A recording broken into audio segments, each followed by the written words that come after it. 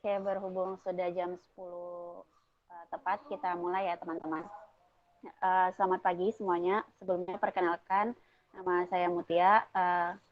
Untuk beberapa waktu ke depan akan membantu teman-teman sebagai moderator pada kegiatan pada pagi hari ini. Oke, jadi izinkan saya untuk share screen.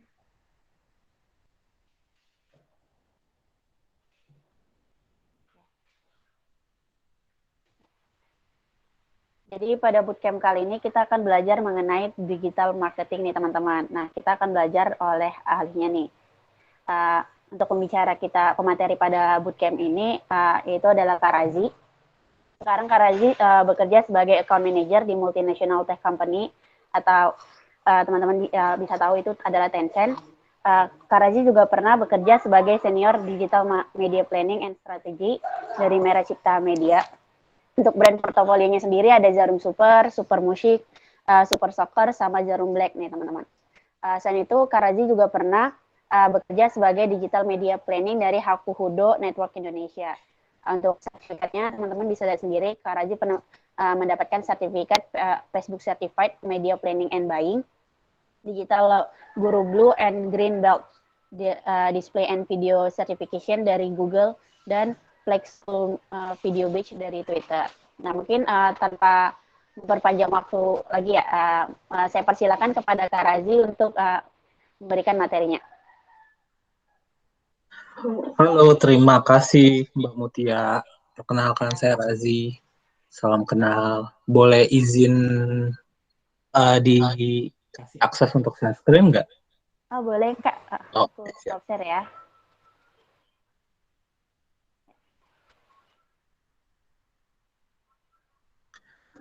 Oke, sebentar ya. Oke, Kak.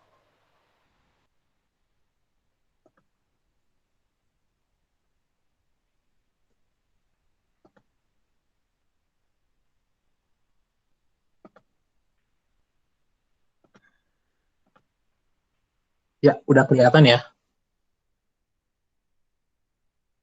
Udah, Kak. Oke, baiklah kalau kayak gitu. Terima kasih waktunya buat teman-teman semua yang hari ini, pagi ini udah luangin waktu. Pagi-pagi gini suasana masih agak hujan, harusnya enaknya buat tidur, tapi teman-teman udah luangin waktu buat uh, ikutan ke sesi ini. Hari ini kita sesi santai aja, kita ngobrol-ngobrol santai. Jadi teman-teman kalau misalnya mau lagi sambil nonton, atau mau sambil minum, atau sambil makan, it's okay, nggak apa-apa. Yang penting kita benar-benar ngobrol santai, benar-benar kalau teman-teman nanti ada pertanyaan, bisa langsung ditanyakan. Jadi ini sifatnya acaranya kita share serius tapi santai.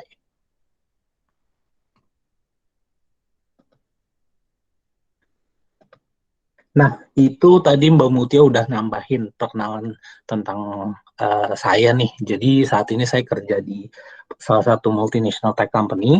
Dan sebelumnya itu saya udah pengalaman untuk senior digital media planning dan strategi untuk brand portofolionya itu ngehandle Jarum Super, Super Musik, Super Soccer, Jarum Black. Dan sebelum di Merah Cipta Media, waktu itu saya kerja di Hakuhudo Network Indonesia. Waktu di Hakuhudo Network Indonesia, kala itu saya ngehandle brandnya untuk Popme, Cheetos, Jet, Kitela, dan Wonderland Biscuit. Jadi kalau teman-teman pernah ikutan campaign-campaignnya dari Popme atau dari Jarum Super, itu salah satu di YouTube atau di Google atau di landscape digital lainnya, itu salah satu kerjaan saya juga. Nah, ini sedikit tambahan juga, kalian bisa panggil saya Razi, dan kalau teman-teman mau kenal lebih lanjut, boleh langsung di LinkedIn-nya, di add aja di Razmiran. Dan untuk sertifikat yang pernah saya dapetin selama kerja itu, saya pernah dapat sertifikat Certified Media Planning dan media buying dari Facebook, dan juga pernah juga dapat sertifikat dari Digital Guru Green Belt dan Blue Belt, dan juga ada Display Video Certification. Lalu saya juga pernah dapat sertifikat dari Twitter, yaitu Flight School Video Beach. Nah, sebelum kita mulai, saya ada 2 request nih buat teman-teman. Pertama, selama sesi berlangsung, mohon mikrofonnya di-mute dulu ya. Dan juga sesi tanya jawab akan dilakukan di akhir sesi. Nah, jadi agenda hari ini kita tentang memahami digital marketing. Sebenarnya kita itu dalam acara ini kita ada 2 rangkaian. Agenda hari ini kita membahas tentang dasar-dasar dulu tentang digital marketing. Nah, agenda besok kita akan berbicara tentang bagaimana merancang strategi di Facebook. Dan juga nanti kita ada case study dari salah satu brand, salah satu case study yang pernah berjalan menggunakan Facebook dan Instagram Ads. Apa itu digital marketing? Jadi kalau kita menelisik lebih dalam lagi, digital marketing itu ialah upaya gimana caranya kita memasarkan produk dengan menggunakan media digital dan jaringan internet. Nah, kalau kita bicara digital marketing itu ada 2 fondasinya. Pertama, transparansi, dan kedua, terukur.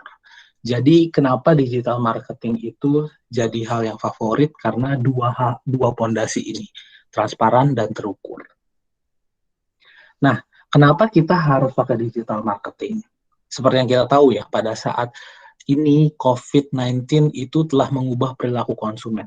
Jadi yang tadinya kita activity-nya banyak di luar, kita mau nggak mau dipaksa untuk melakukan segala sesuatunya di rumah aja dengan bantuan internet. Dengan cara kita harus online. Contoh misalnya kita mau pesan makanan harus lewat online. Kita mau kerja kita harus online. Kita mau olahraga kita harus online juga. Semuanya harus dilakukan online. Jadi kalau kita bicara kayak misalnya restoran atau kegiatan jual beli lainnya itu ada penurunan yang signifikan, ada penurunan yang signifikan pada transaksi. Jadi selama pandemi itu transaksi-transaksi secara online, secara offline itu ada penurunan yang sangat-sangat signifikan. Sementara konsumen banyak nih yang menghabiskan waktu lebih banyaknya di online. Jadi mereka lebih banyak luangin waktu, lebih banyak mengalokasikan waktunya itu untuk kegiatan di online seperti nonton di YouTube, menggunakan sosial media, berinteraksi di Clubhouse atau mendengarkan lagu di music streaming platform. Jadi semuanya benar-benar online dilakukan. Nah, selama COVID itu juga kita ngelihat nih ada peningkatan penggunaan sosial media selama pandemi 40%. Jadi kalau teman-teman nanti bisa search lebih dalam lagi, itu jumlah pengguna sosial media itu di Indonesia ada di angka 100 juta lebih.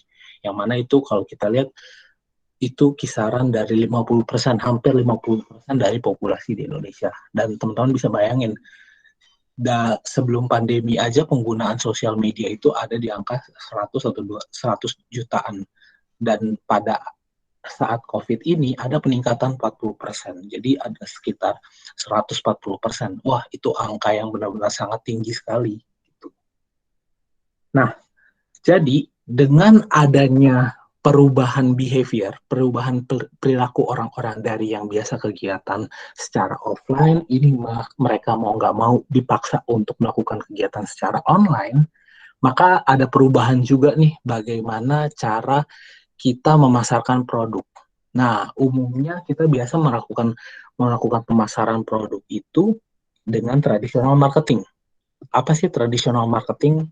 Nah, tradisional marketing itu bagaimana caranya kita mengkomunikasikan produk kita dengan komunikasi satu arah. Jadi kalau tradisional marketing seperti yang ada di gambar nih. Jadi misalnya kita iklanin produk kita di radio, di brosur, dari mulut ke mulut, atau kita juga menggunakan televisi, atau juga menggunakan koran, semuanya dilakukan secara satu arah. Nah, dengan adanya perubahan seperti ini, perubahan perilaku ini akhirnya mendorong orang dengan menggunakan digital marketing. Apa yang membedakan digital marketing dengan tradisional marketing? Pembedaan yang paling dasar ada banyak. Pembedaan yang paling dasar itu ada satu, yaitu dengan digital marketing itu komunikasi diarahkan lebih dari satu arah. Jadi kalau misalnya kita pasang iklan di digital marketing itu, user nggak cuma bisa ngelihat iklan kita aja, tapi mereka bisa berinteraksi langsung. Kalau udah berinteraksi langsung itu merupakan suatu langkah yang sangat pesat dalam kita mengiklankan sebuah produk. Nah, ini mengapa kita memerlukan digital marketing. Jadi digital marketing itu kenapa kita butuhin? Karena pertama kita untuk menciptakan dan meningkatkan kesadaran produk. Jadi kalau misalnya teman-teman punya usaha kecil-kecilan atau usaha baju atau usaha baju, usaha makanan atau usaha jasa yang lainnya, dengan digital marketing tujuan utamanya itu kita mau menciptakan atau meningkatkan kesadaran produk. Jadi kalau yang sebelumnya orang nggak tahu nih kita ada jualan kue, nah dengan digital marketing kita bisa menciptakan kesadaran produk tersebut. Kalau misalnya orang udah tahu nih kita punya usaha apa, kita bisa tingkatin lagi dari orang-orang yang tadinya cuma ada di circle kita aja, bisa orang-orang yang luas lebih banyak lagi tahu tentang produk kita. Dan juga digital marketing kenapa kita butuhkan? Karena kita untuk memberikan pengaruh terhadap produk. Jadi dalam sebuah proses penentuan seseorang menggunakan membeli produk itu salah satu atribusi yang harus kita tingkatkan itu selain menciptakan dan meningkatkan kesadaran produk, kita harus juga bisa memberikan pengaruh terhadap produk. Terakhir, nah ini kita tujuannya menggunakan marketing itu untuk mendapatkan penjualan produk.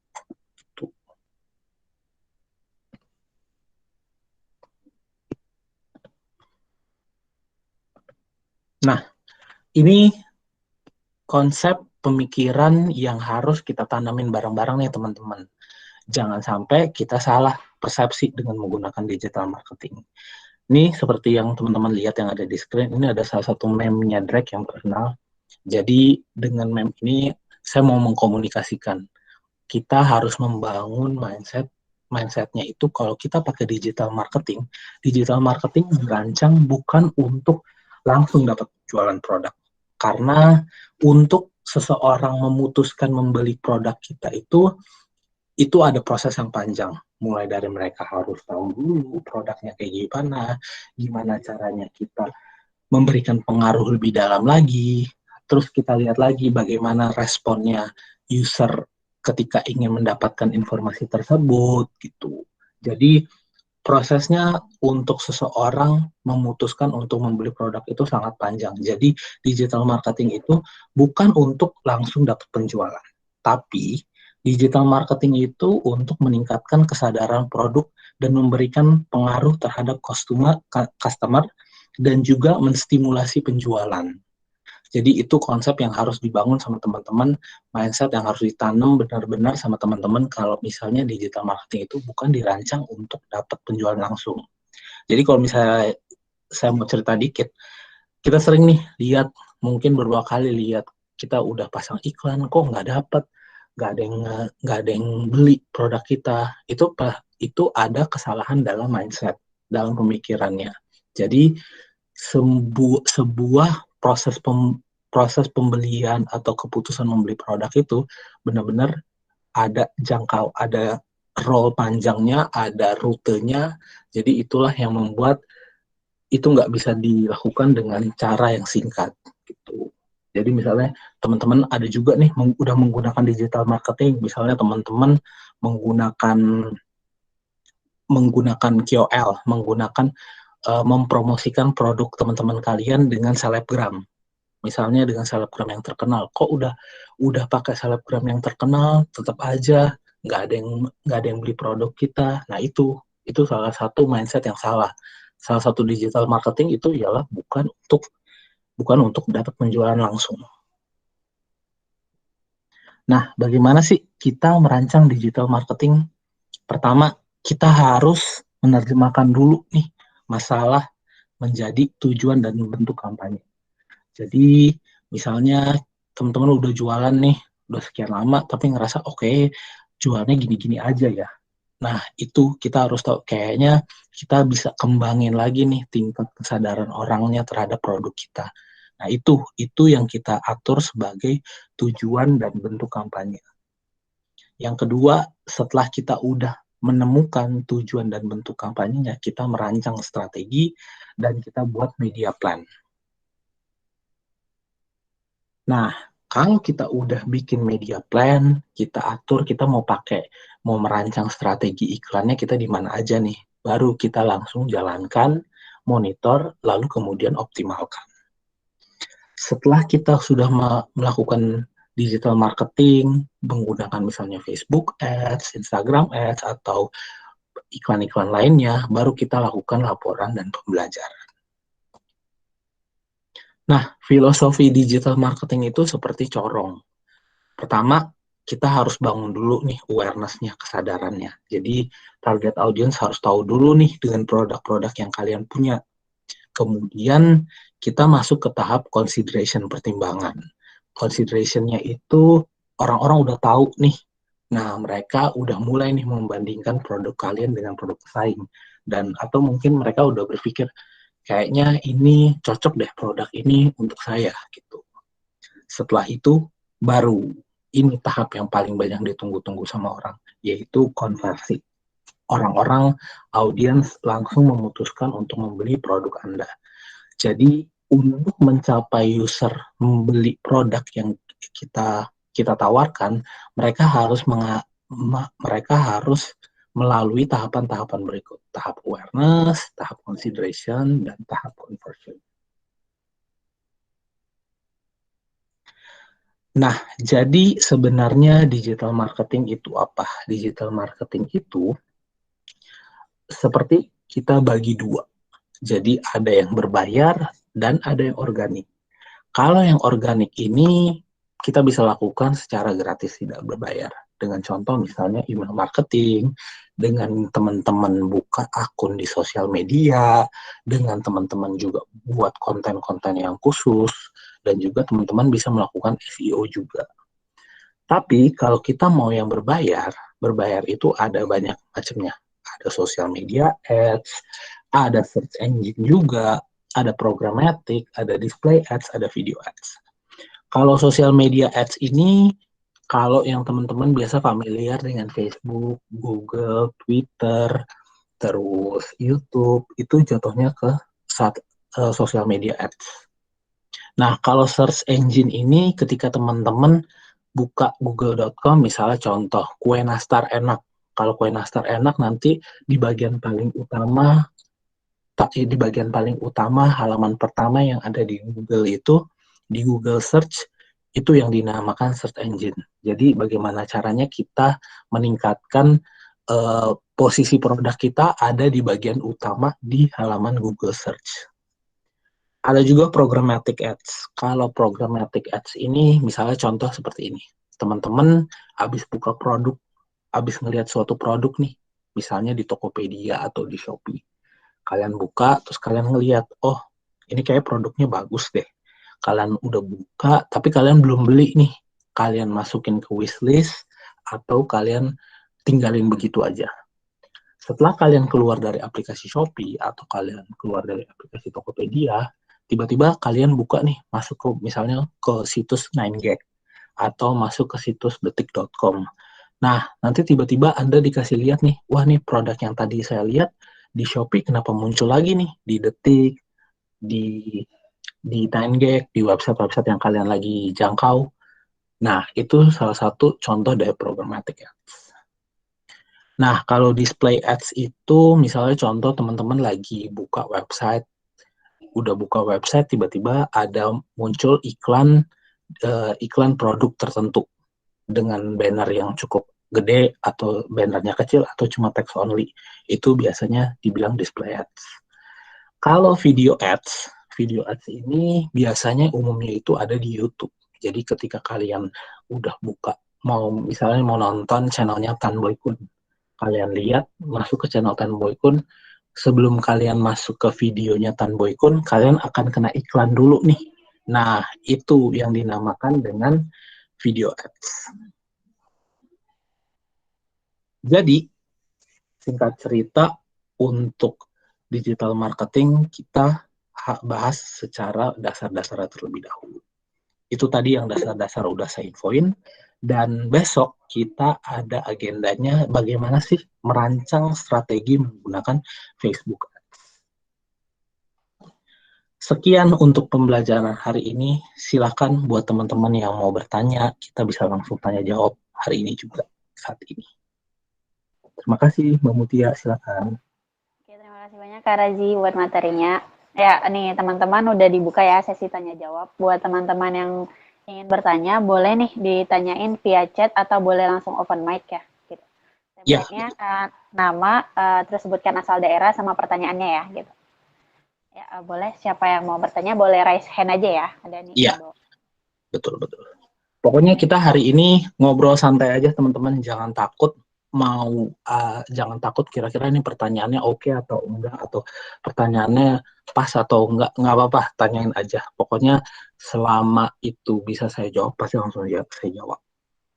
Oke, yang pertama dari Kak Faris Solihin ya, mungkin boleh di open mic-nya Kak. Gitu. Ya, makasih Kak Mutia, makasih Kak Razi atas materinya. Pertanyaan saya, kalau ini kan materinya tuh terkait dengan marketing untuk penjualan ya.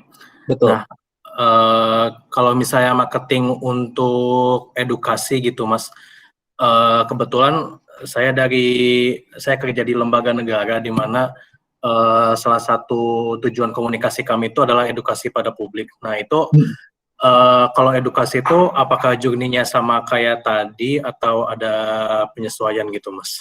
Terima kasih. Oke, terima kasih, pertanyaan bagus. Langsung saya jawab ya. Jadi sebenarnya kalau untuk lembaga edukasi, journey-nya itu berbeda sih. Karena journey-nya itu kita harus tahu dulu nih, kita dengan lembaga edukasi itu mau ada user untuk apa yang bagian titik terakhirnya itu. Misalnya titik terakhirnya mau orang-orang untuk ikutan seminar kita atau ikutan kelas kita. Itu journey-nya beda lagi. Tapi untuk di journey pertama dan kedua sama. Kita bangun dulu supaya orang tahu nih. Kita kasih tahu dulu, kita ada event, terus ketika orang-orang udah pada tahu ada eventnya apa, kita lakukan penargetan. Kalau di digital marketing itu kita bicara tentang penargetan. Kita nanti menargetin orang-orang yang tertarik, orang-orang yang tertarik tentang edukasi, orang-orang yang tertarik tentang kegiatan-kegiatan pendidikan lainnya itu. Nah, nanti ketika mereka udah tertarik, udah terkumpul sebagai kategori orang-orang yang tertarik, baru nanti kita follow up lebih lanjut. Misalnya di bagian terakhirnya itu kita ngasih form khusus untuk user, isi nama, alamat mereka, email mereka, nomor telepon mereka. Nah, nanti setelah kita udah dapat data-data, baru kita follow up lagi lebih lanjut. Itu kalau untuk kategorinya, misalnya untuk kita ngasih tahu kalau kita ada agenda seminar atau lembaga edukasi lainnya. Tapi kalau misalnya untuk pembelian, misalnya ini target digital marketingnya untuk produk yang bersifat produknya itu makanan, pakaian, atau usaha-usaha lainnya, kurang lebih itu journey-nya seperti yang ada di screen. Mereka ada awareness dulu, consideration, baru yang paling terakhir itu konversi. Konversinya itu mau kita arahin kemana nih? Mau kita arahin ke sosial media kita kah? Atau ke official store kita yang ada di Tokopedia atau Shopee, atau mau diarahin ke WhatsApp kita juga bisa. Gitu. Mas, boleh pertanyaan lanjutan nggak? Boleh, boleh. Ya Mas, jadi targetnya itu adalah nggak tahu ya kalau istilah awam saya tuh ke behavior gitu Mas. Jadi intinya kita mau ada satu edukasi di mana target akhirnya tuh si audiens kita tuh melakukan apa yang kita inginkan gitu. Nah itu ada framework secara singkat nggak Mas untuk petunjuk kita? Terima kasih. Kalau frameworknya sih secara singkat sebenarnya sama aja sih Mas gitu. Tapi ya itu tadi kita harus tahu dulu nih. Kalau boleh tahu untuk yang bagian terakhirnya itu mau seperti apa ya Mas? Misalnya mau ngajak user untuk ikutan kelas kah, atau mau ngajak user ikutan daftar kelas kita, atau beli produk kita kah gitu. Secara singkat dan mudahnya sih Mas, kita mau orang ikut donasi. Oke, iya iya iya betul. Sebenarnya kalau untuk donasi sama aja sih Mas, karena nanti kalau dengan misalnya contoh nih, ini gambaran singkat aja. Kita kasih tahu nih dengan kita berdonasi, kita itu dapat manfaat untuk keberlangsungan orang-orang lain. Nah, dengan udah mereka tahu, udah kita targetin orang-orang yang suka donasi di dunia pendidikan atau orang-orang yang tertarik dengan dunia pendidikan, itu sama aja secara frameworknya. Kita bisa targetin dengan menggunakan funnel seperti ini, atau filosofi digital marketing seperti corong. Jadi kita bangun dulu tahap awalnya untuk awareness, untuk orang tahu dulu, terus kalau misalnya itu kita bisa tambahin dengan consideration. Jadi kalau misalnya considerationnya ini kita bangun supaya orang lihat, oh dengan kita berdonasi itu kita bisa melakukan perubahan nih gitu. Nah nanti baru setelah kita udah dapat considerationnya, baru di bagian akhirnya kita tawarin mereka untuk donasi. Donasinya bisa diarahin ke misalnya kitabisa.com atau ke lembaga-lembaga lainnya yang memang udah terintegrasi dengan untuk user bisa memudahkan untuk mereka donasi. Nah, tapi di bagian conversionnya ini, konversi yang bagian paling akhir, kita juga harus bisa memastikan wadah untuk user berdonasinya itu diperhatikan dengan baik, diberikan kemudahan. Misalnya dari segi pembayaran, pembayaran nggak harus untuk transfer aja, mereka bisa pakai wallet kayak digital wallet kayak misalnya Dana, Shopee Pay atau GoPay, dan kemudahan misalnya lain, misalnya mereka bisa bayar di offline tempat di Indomaret, itu juga yang harus sangat-sangat diperhatikan. Karena seringkali kita berpikir kalau ini cuma buat kita aja, memudahkan kita aja, tapi kita nggak memikirkan apakah ini mudah buat orang lain. Itu jadi salah satu faktor yang harus dipertimbangkan. Misalnya kita berpikir, mudahnya kita aja, kita cuma bagian user mau donasi itu, mereka harus bayar pakai GoPay aja, nggak bisa pakai yang lain. Padahal di luar sana kan yang user nggak pakai GoPay juga banyak gitu. Jadi kita memberikan kemudahan-kemudahan. Ya, oke, makasih Mas Rezi. Oke, sama-sama. Oke, makasih Kak buat pertanyaannya. Mungkin satu lagi nih Kak buat pertanyaan yang angkat tangan dulu ya. Satu lagi dari Mbak Hilda Rasnia, boleh nih di open mic-nya. Iya, oke. Selamat pagi Kak Razi, aku Hilda Kak dari Jakarta. Mau nanya. Halo Hilda. Iya, halo. Jadi kan tadi udah dijelasin masalah tipe-tipe ads ya. Ada ads yang berbayar sama yang enggak. Nah, mungkin yang jadi titik beratnya tuh di ads yang berbayar ini Kak. Kan ada banyak macamnya tuh. Apa sih strength sama weakness dari masing-masing ads ini gitu. Terus gimana suitability-nya sama produk yang kita punya. Misal aku punya produk itu service ya, service di wedding. Nah gimana caranya aku tuh ini cocok nggak ya? Misal tipe ads mana yang cocok dengan produk yang kita sedang bangun gitu kan? Oke. Effectiveness-nya tuh gimana? Oke. Ya, sebenarnya kalau pembeda yang paling mendasar itu membedakan antara berbayar dengan berbayar itu ialah tingkat kemampuannya. Dengan menggunakan iklan yang berbayar, kita bisa menjangkau orang-orang yang di luar jangkauan kita.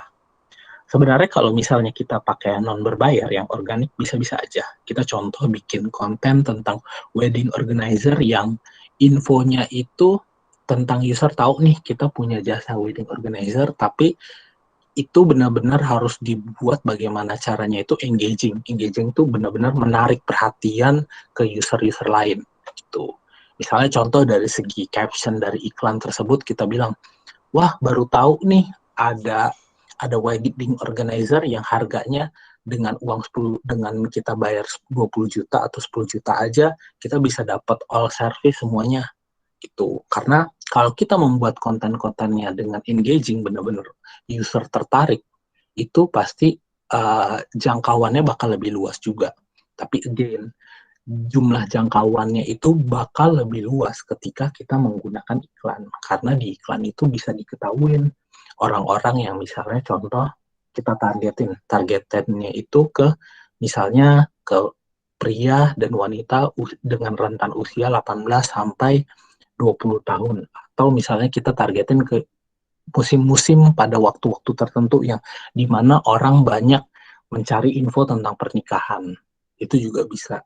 Dan juga itu juga bisa kita bisa dilakukan penargetannya itu lebih dalam lagi. Misalnya ditargetin orang-orang yang memang lagi mencari info tentang pernikahan atau user-user yang tertarik untuk beli-beli atribut-atribut pernak-pernik tentang pernikahan. Itu juga bisa. Jadi dari segi kemampuannya itu jauh lebih bagus kita menggunakan iklan ketimbang kita hanya bergantung pada organik aja. Kalau misalnya kita punya konten yang bagus ditambah juga dengan iklan, kita tambahin dengan kemampuan beriklan, itu hasilnya bakal jauh lebih bagus lagi gitu. Nah, nanti kita tinggal milih nih bagian tahapnya, tahap dalam merancang digital marketingnya gimana.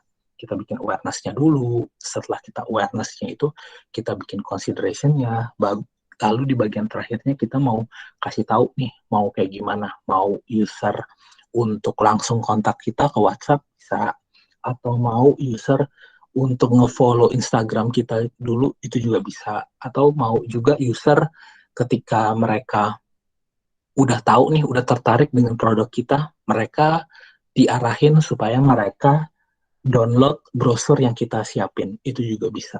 Jadi tinggal kita tentuin lagi nih mau seperti apa bagian terakhirnya. Tapi dari bagian awareness dan consideration-nya tetap sama juga, karena kita harus benar-benar ngebangun suatu awareness untuk kita bisa memberikan pengaruh orang-orang untuk membeli produk kita. Begitu. Oke, makasih Kak Razia.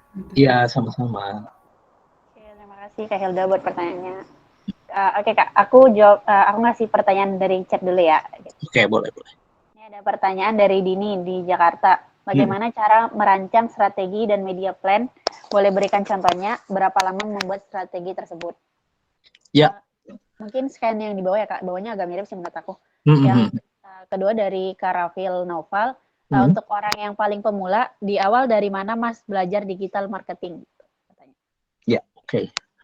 Kalau kita bikin media plan, sebenarnya besok ada gambarannya sih. Jadi buat yang nanya hari ini, yang tentang media plan wajib datang untuk sesi besok ya. Karena besok kita nanti kasih gambaran tentang media plan juga, dan juga kita langsung nanti infoin bagaimana sih cara memulainya dulu. Karena kan hari ini kita udah belajar dasar-dasarnya dulu nih. Nah, besok kita udah bicara lebih dalam lagi nih. Kita bicara tentang gimana caranya lakukan pemasaran menggunakan Facebook Ads. Dan untuk menjawab pertanyaan kedua, mulainya dari mana?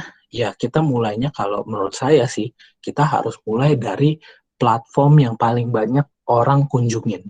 Seperti yang teman-teman tahu ya, kalau kita buka Facebook, buka Instagram, itu hampir semua orang yang ada di Indonesia atau yang di luar negeri itu hari-hari mereka menggunakan Facebook dan Instagram. Kenapa saya lebih menyarankan di awal itu kita menggunakan Facebook sama Instagram? Karena kita lebih bisa mendapatkan massa yang lebih banyak. Orang-orang yang akan mengetahui produk kita itu potensinya sangat-sangat besar dengan menggunakan Facebook dan Instagram. Begitu. Oke, mantap banget jawabannya Kak. Oke, ini aku lanjut pertanyaan lain ya Kak. Halo, aku Jeta dari Bekasi. Pertanyaan aku adalah gimana sih bisa mulai research untuk target audience kalau belum punya data customer Kak gitu. Data consumer. Oke. Sebenarnya kalau kita bisa mau mulai itu sebenarnya yang paling gampang sih. Kita pertama melakukan survei. Surveinya itu kita bikin survei kecil-kecilan dulu aja. Kita bikin survei polling di Instagram dari akun pribadi kita. Kita tanyain teman-teman kita. Kita lihat nih responnya bagaimana. Misalnya contoh, kalau kalian ini ada sebelum kita mulai pollingnya itu kita kasih tahu kalian masuk ke usia grup yang mana aja. Misalnya mereka masuk ada pilihannya itu ada usia 18 sampai 24, 25 sampai 34. Setelah kita dapat mereka usianya paling banyak di berapa, baru kita ajuin pertanyaan lainnya. Jadi kalau yang paling singkat, yang paling gampang itu kita bikin polling dulu aja di Instagram kita. Di Instagram Story kan ada fitur polling tuh. Nah, dari situ kita bisa nanti ngeliat nih data-datanya. Misalnya contoh kita mau infoin kalau kita bakal mau jualan makanan. Kira-kira mereka pada tertarik apa enggak. Yang tertarik itu ada di usia berapa sampai berapa. Dan yang lebih bagus lagi kalau misalnya lebih detail. Kayak misalnya yang paling banyak tertarik kita mau jual makanannya itu ke audiens wanita aja. Wanita usia 18 sampai 24 atau 25 sampai 34 gitu. Itu yang paling sederhana. Kalau kita mau yang lebih dalam lagi, kita bisa pakai tools namanya Google Trend. Bentar, aku kasih lihat dulu ya gimana caranya menggunakan Google Trend.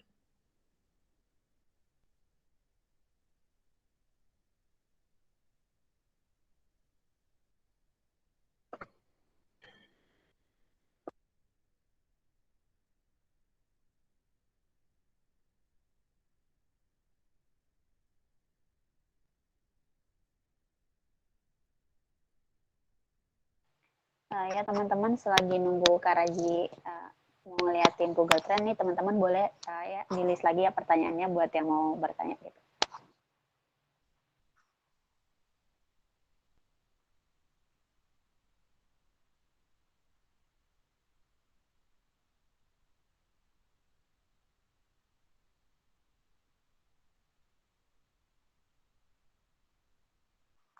Kak Raji mic-nya masih di mute.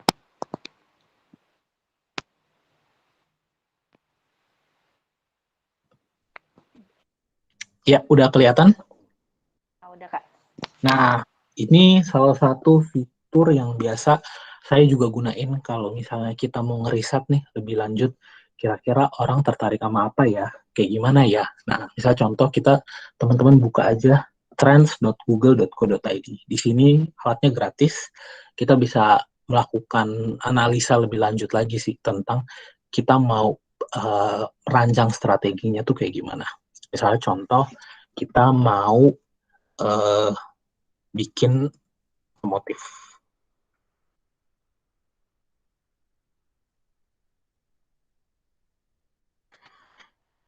Nah, kita misalnya contoh mau bikin event otomotif. Nah, kita bisa lihat dengan Google Trend ini nih, kita mau skalanya mau ke siapa aja. Untuk case ini kita ke Indonesia dulu. Nah, nanti kita lihat nih jangka waktunya terkait otomotif. Misalnya kita lihat dari yang 30 hari lebih lanjut, 30 hari terakhir. Nah, kita mau lihat lebih lanjut lagi nih, kategorinya sebagai apa? Kategori misalnya beauty, art entertainment, auto vehicle. Nah, untuk kategori otomotif ini kan masuknya kategori auto and vehicle. Nah, di sini orang-orang bakal kelihatan nih. Ternyata orang-orang yang tertarik dengan otomotif itu dalam 30 hari terakhir itu ada di urutan pertama ada di daerah Papua Barat. Terus ada di Sumatera Selatan, terus ada di Riau, dan berikut juga lainnya. Related topiknya apa aja sih? Misalnya mereka lebih ke engineering atau kendaraan, itu yang bisa jadi unsur dalam kita menjalankan digital marketing. Misalnya contoh ada lagi nih, kita mau jual makanan. Nah, makanan itu kita lihat nih, masuk ke food and drink. Nah, kita lihat dalam waktu, misalnya kita lihat dalam waktu 3 bulan terakhir. Dalam waktu 3 bulan terakhir, makanan itu paling banyak dicari di daerah mana aja. Misalnya contoh di daerah Yogyakarta. Di sini paling banyak orang-orang ngecari di daerah Yogyakarta. Ada juga daerah Bengkulu dan daerah-daerah lainnya. Terus kita ngelihat nih, dari kategori makanan itu, makanan apa aja yang paling banyak dicari. Nah, paling banyak itu mereka cari makanan sereal atau makanan-makanan diet. Nah, jadi kalau misalnya teman-teman mau buka usaha makanan tapi belum tahu nih makanannya makanan apa, ini bisa jadi salah satu pertimbangan kita juga. Misalnya kita mau bikin usaha sereal atau mau bikin usaha makan makanan catering sehat, itu juga bisa. dengan misalnya contoh kita mau infoin kalau makanan itu daerahnya hanya di Yogyakarta aja, itu juga bisa. Gitu. Jadi itu salah satu cara supaya kita bisa tahu nih, kita mau audiensnya siapa, mau dari usia kayak gimana, mau dari lokasi seperti apa, dan mereka lebih suka mencari apa aja, itu juga bisa. Jadi yang saya saranin itu untuk kita mencari tahu tentang target audiens kita menggunakan Google Trends atau kita bisa bikin polling di Instagram kita sendiri. Gitu. Makasih Kak Razi. Ya tadi berarti kita bisa pakai Google Trends atau polling di Instagram aja ya Kak. Gitu. Betul. Ya, mungkin sekarang kita buat nih penanya yang lagi raise hand nih. Boleh dari Kak Saida Zahra, boleh nih open mic-nya. Oke, halo. Halo. Thank you banget ya Kak Razi atas penjelasannya. Perkenalkan saya Zahra dari Bandung. Dan izin bertanya, jadi I've tried to use email marketing, tapi open rate and click rate-nya itu super low Kak. Any tips Kak untuk maximize the usage of the email marketing-nya? Wah, ini udah ahli nih kayaknya email marketing. Enggak juga. Sebenarnya kalau email marketing tergantung juga sih bagaimana kita bisa meningkatkan open rate-nya, intensi orang-orang yang ngebuka email itu. Pertama kita harus lihat dulu nih target audiensnya. Misalnya target audiensnya itu yang kita mau arahin ke 18-24. Kalau usia 18-24 itu mereka cenderung saat ini melihat email promosi itu kalau yang saya hasil riset ya, mereka cenderung nggak gitu suka buka email untuk yang bersifat promosi.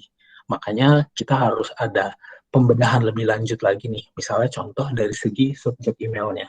Subjek emailnya itu kita harus ubah, kita harus sesuaikan dengan tone target audience kita. Misalnya kita mau buka, misalnya kita target audiensnya usia 18-24. 18-24 itu kan cara pendekatannya harus yang friendly, harus yang energetik, harus yang ada unsur-unsur humornya, atau yang lebih kita mainkan clickbait-clickbaitnya, itu juga bisa. Dan juga kita juga lihat nih time targetingnya. Kita ngirim emailnya itu di jam berapa. Itu juga mempengaruhi untuk orang-orang yang kalau kita mau meningkatkan open rate. Misalnya contoh, kita mau nargetin orang-orang yang ngebuka email kita itu usia 20-24. Nah, usia 20-24 itu kan mereka udah banyak aktiviti hari-hari, misalnya kerja, atau mereka kuliah. Nah, dari segi targeting, kita ngirim emailnya itu, kita bikin emailnya dikirim setelah jam-jam orang udah selesai dengan kesibukan mereka. Mereka misalnya kita kirimin email mulai dari jam 7 malam ke atas. Itu salah satu cara supaya kita bisa melakukan pembedahan targeting. Tapi kalau misalnya kita udah melakukan hal-hal tersebut dirasa masih ada yang kurang, ya menurut saya memang harusnya dilebarin lagi sayapnya, nggak cuma menggunakan email marketing. Kita bisa menggunakan social media ads, atau kita bisa menggunakan influencer. Itu tergantung juga dengan target audience dan jenis produk yang dijual. Itu aja dari saya. Oke, noted Kak. Thank you. Sama-sama. Terima kasih Kak Zahra buat pertanyaannya. Oke, aku lanjut yang di chat ya Kak. Ada pertanyaan dari Kak Sinta dari Solo. Izin bertanya Kak, cara mengukur KPI-nya sukses atau tidak bagaimana ya Kak? Cara membandingkan apakah digital marketing yang sedang kita trial sukses atau tidak jika bukan dilihat dari penjualan? Ya, itu besok ada materinya seperti itu. Gimana cara kita ngukur penjualan. Tapi secara singkatnya aku kasih tahu. Kalau kita misalnya mengukurnya itu KPI-nya bukan penjualan, kita bisa tentuin lagi nih dari diri kita sendiri mau kita set KPI-nya apa. Misalnya contoh waktu itu saya pernah ngejalanin campaign dengan salah satu UMKM. Mereka itu brandnya Piyama untuk wanita. Mereka bilang kita mau ningkatin followers kita nih, karena kita nggak mau kita ngejalanin campaign dengan cuma bayar influencer aja.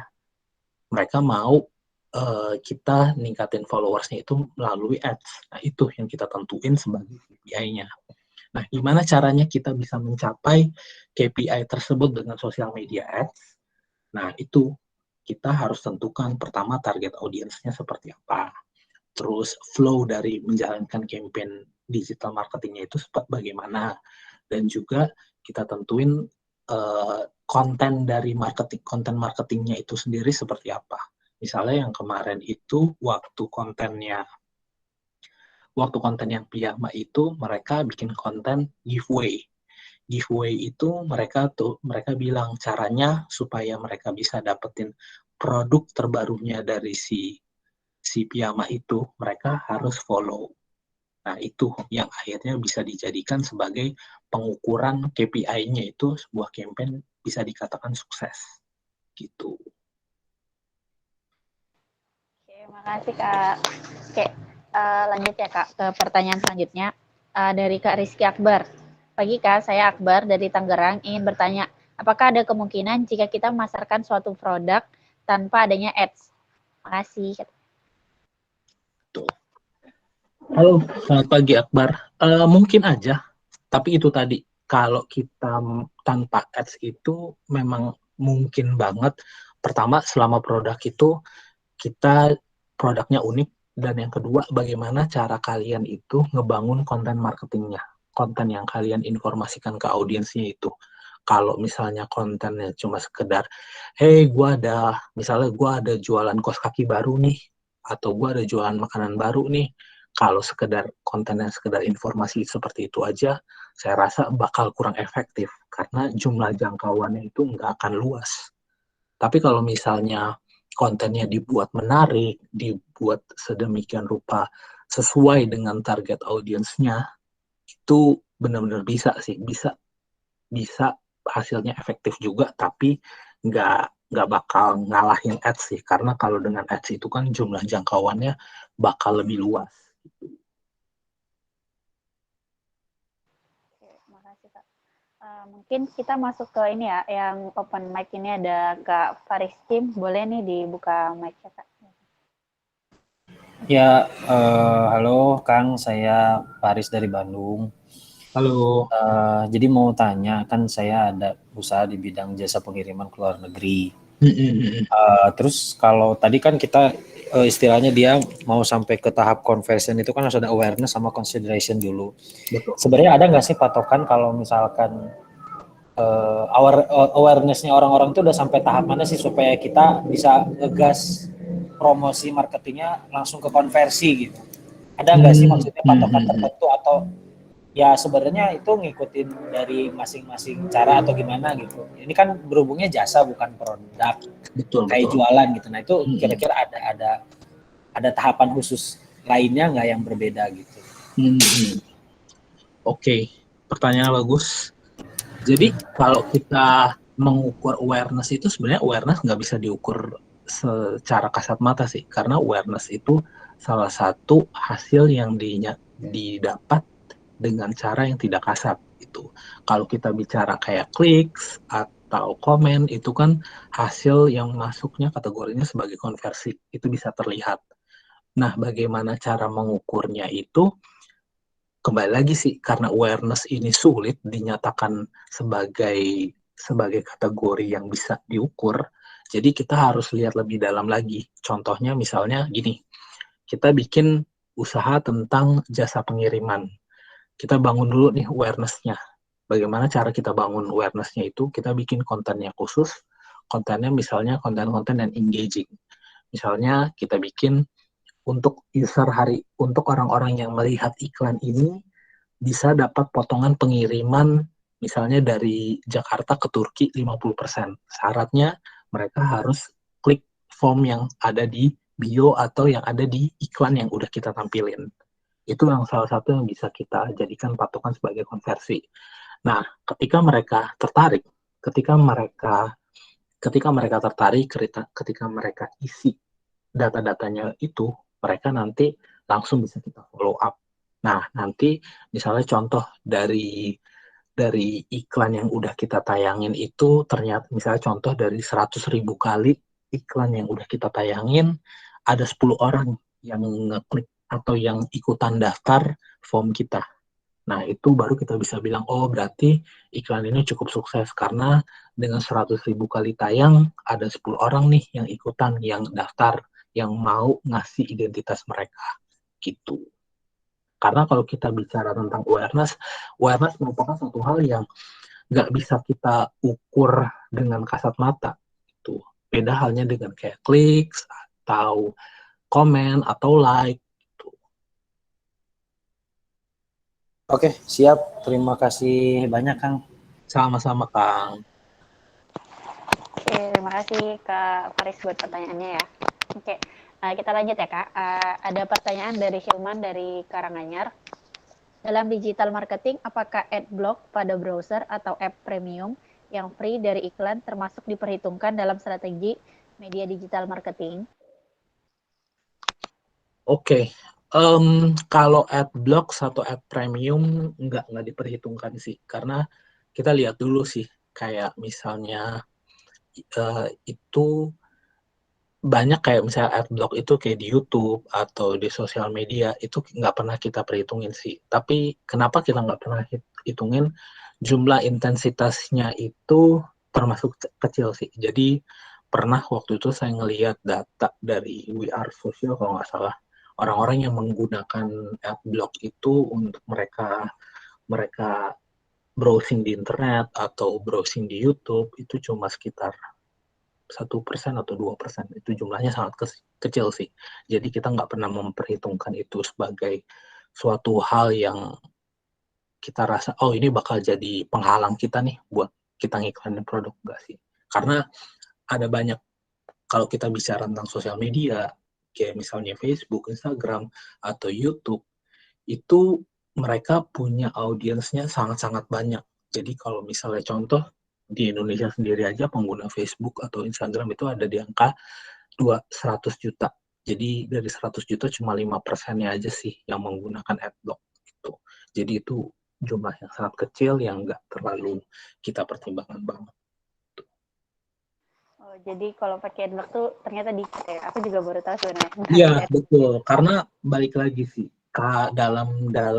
dalam pemasangan adblock-nya itu kan dibutuhkan ketelitian juga. Karena kan kita nggak bisa main asal install, klik. Taunya itu sebenarnya bukan adblock yang bagus, itu adblock yang udah ditanamin dengan virus. Jadi kita juga harus tahu nih lebih lengkap lagi. Jangan sampai kita udah pakai adblock, maunya kita nggak ngelihat iklan, malah handphone kita dibombardir dengan notifikasi yang aneh-aneh gitu. Itu sih makanya. Terima kasih banyak Kak buat jawabannya. Sama-sama. Lanjut ini pertanyaan dari Kak Oktasi dari Jakarta. Gimana sih cara mengetahui atau menilai journey-nya user dari awareness ke tahap selanjutnya hingga ke conversion, terutama jika menggunakan FB Ads? Misalnya, berapa lama harus melakukan brand awareness-nya gitu Kak? Kalau mengetahui sama menilai journey-nya itu tinggal kita bangun sendiri sih. Kita harus tentuin journey-nya itu kayak gimana. Dan juga kita harus tahu nih, misalnya contoh kita mau ngikalin produknya itu makanan. Kita bangun dulu nih media plan-nya, kita bikin dulu strateginya. Kalau misalnya pertama user harus ngeliat iklan dulu, setelah user ngeliat iklan, baru user diarahin ke bagian ke Shopee-nya atau official store di Tokopedia. Itu yang kita harus tentuin. Misalnya jadi journey-nya itu ada 2 journey, awareness dan mereka diarahin ke Shopee atau Tokopedia. Itu journey yang kita tentuin sendiri. Dan kalau berapa lama harus melakukan brand awareness, sebenarnya kalau di digital marketing itu nggak ada pakem tertentu sih. Itu tergantung dari keputusan teman-teman masing-masing. Tapi kalau misalnya berdasarkan dari experience saya, itu kalau awareness itu biasa dijalankan dalam waktu 2 minggu. Jadi total kita menjalankan campaign itu ada di selama 1 bulan dengan masa awareness 2 minggu. Gitu. Jadi kita harus tahu, kita bangun dulu 2 minggu awareness-nya, dan setelah itu baru kita lakukan consideration dan conversion. Tapi again, itu balik lagi ke rumusan teman-teman masing-masing, ke formula teman-teman. Karena apa yang kita rancang itu nggak semuanya bakal sama hasilnya. Karena setiap orang bakal kena iklan yang berbeda-beda. Misalnya contoh, saya sama Mbak Mutia sama-sama ada di usia 23 tahun. Ketika pertama kali saya buka aplikasi Instagram, iklan yang akan terpapar saya dengan iklan yang akan terpapar Mbak Mutia itu sangatlah berbeda. Itu kalau di Facebook sama Instagram dibilangnya segmentasi. Gitu. Jadi disarankan, kalau saya sih kalau ngelihat dari pengalaman lebih baik di 2 minggu. Tapi kalau teman-teman bisa kerasa 2 minggu kelamaan, kita mau bikin awareness-nya 1 minggu aja, nggak apa-apa. Karena di digital marketing itu nggak ada pakem khusus, itu lebih kembali bagaimana teman-teman meramu ide teman-teman sendiri. Gitu. Oke, terima kasih Kak. Mungkin buat pertanyaan Kak Adam juga udah lumayan kejawab ya tadi buat berapa lama waktu menjalankan satu campaign awareness. Sama paling yang ini sih Kak, yang belum kejawab itu untuk ganti iklan tuh bagusnya setiap berapa hari Kak gitu. Pertanyaan dari Kak Adam dari Jogja. Ya, again itu lagi kembali ke berapa lama kita nentuin durasi dalam menjalankan campaign itu sendiri. Dan kita juga lihat setnya, berapa banyak yang kita jadikan KPI-nya. Misalnya contoh KPI-nya itu, target akhirnya itu ngajak orang untuk join ke WhatsApp kita. Nah, kalau misalnya dengan satu materi iklan aja, misalnya satu materi iklan udah berjalan selama 1 minggu, itu dirasa masih hasilnya belum maksimal nih. Nah, itu udah ada saatnya kita harus ngeganti materi kita. Dan biasanya itu kalau kita menggunakan Facebook Ads itu nanti ada ketahuan kondisi materinya itu dibilangnya ad quality-nya itu, kualitas dari iklannya itu low. Nah, ketika kualitas iklannya sudah low, itu tandanya kita harus ganti materi iklan kita tersebut. Oke, berarti lihat dari ini ya Kak, kalau dia udah kualitasnya udah low, kita ganti gitu ya? Betul banget. Oke, Kak, ini mungkin pertanyaan terakhir ya, karena Kak Razi cuma bisa sampai jam 11 ya katanya. Oke, ini dari Burki, dari Bogor. Baiknya gimana ya Kak untuk budgeting digital ads di masing-masing channel? Dan bolehkah jika hal ini rutin dilakukan setiap bulan? Ini agak panjang pertanyaannya Kak. Jadi di dalam setiap bulan semua channel digital ads itu terus saya lakukan. Laporan pencapaiannya yang baik apakah berdasarkan penjualan atau dalam bentuk apa? Misalnya website visitor misalnya. Oke, nah itu Kak. Oke, kalau baiknya kayak gimana? Benar sih, kita harus baiknya itu dilakukan secara konstan terus-menerus. Apalagi kita ngelihat kondisi saat ini, kondisi COVID yang memaksa orang untuk semua dilakukan kegiatannya di rumah. Jadi menurut saya memang harus dilakukan secara rutin terus-menerus. Dan kita bagus nih, seperti yang Burki bilang, kita harus coba dulu di berbagai macam channel, misalnya di Facebook, kita kemudian di Instagram, terus kemudian di Google. Nah, nanti dari di Facebook, Instagram, Google itu kita bisa mengukur nih hasilnya bagaimana. Misalnya kita menjalankan campaign itu mau kita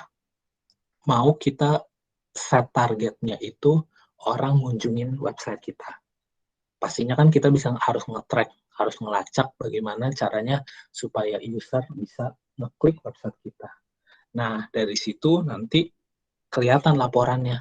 Misalnya contoh nih, kita budgetnya untuk di Facebook 1.500.000, untuk di Instagram 1.500.000, untuk di Google budgetnya juga sama 1.500.000.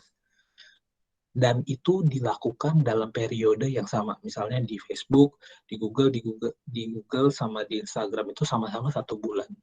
Dari budget yang udah kita keluarin, kita lihat mana aja yang menghasilkan website visitornya itu lebih banyak. Kalau ternyata dalam jangka waktu 1 bulan lebih banyak itu ada di Google, mau nggak mau kita harus alihin berikutnya budgetnya lebih banyak ke Google gitu. Tinggal kita lihat bagaimana sih resultnya gitu. Dan yang pastinya kita harus nanam alat pelacakan untuk mengetahui ini orang-orang yang ngelihat iklan kita itu datangnya dari mana aja. Datangnya dari Facebook kah, datangnya dari Instagram kah, datangnya dari Google kah, gitu. Karena kalau kita udah tahu semuanya, jadi itu kita bisa menemukan formula yang tepat untuk kita tuh bagaimana, gitu.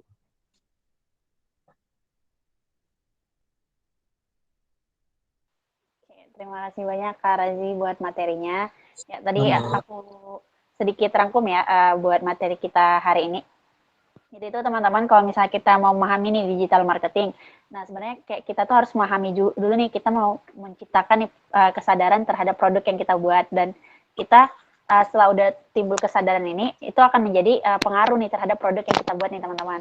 Setelah itu baru tujuan dari kita adalah untuk menjualkan produk tersebut gitu. Terus buat tahap digital marketing sendiri itu ada 3 ya, tadi kita udah jelasin sama Kak Razi. Yang pertama tadi awareness, yang kedua ada consideration, sama yang terakhir conversion. Ya, bagus banget ya teman-teman pemateri kita pada hari ini. Mungkin buat teman-teman yang punya banyak pertanyaan lagi, nanti boleh ya langsung ditanyain di grup. Kak Razinya juga ada di grup. Boleh, betul. Nanti bisa dijawab sama Kak Razinya gitu. Sama jangan lupa besok kita ada sesi selanjutnya ya teman-teman. Oke. Mungkin dari aku cukup nih. Dari Kak Razi mungkin aku meminta kata-kata penutup dulu nih buat sesi hari ini nih. Kata-kata penutupnya itu semoga sesi hari ini bermanfaat, dan jangan lupa teman-teman harus tetap belajar, tetap berinovasi, tetap harus tahu nih kira-kira yang mana yang dijadikan channel tertepat untuk kita menggunakan digital marketing atau memasarkan produk kita. Karena kalau kita nggak inovasi, kita akan terus stuck di situ aja dan nggak ada pergerakan dan nggak ada perkembangan dari produk yang kita punya. Itu aja dari saya. Ya, terima kasih banyak Kak Razi buat waktunya pada pagi hari ini. Ya, terima kasih juga buat teman-teman yang udah meluangkan waktunya buat pagi hari ini. Mungkin kita akhiri sesi hari ini dengan saya mengucapkan terima kasih. Selamat pagi. Terima kasih, selamat pagi. Sehat semua ya. Sehat-sehat ya. Thank you. Thank you.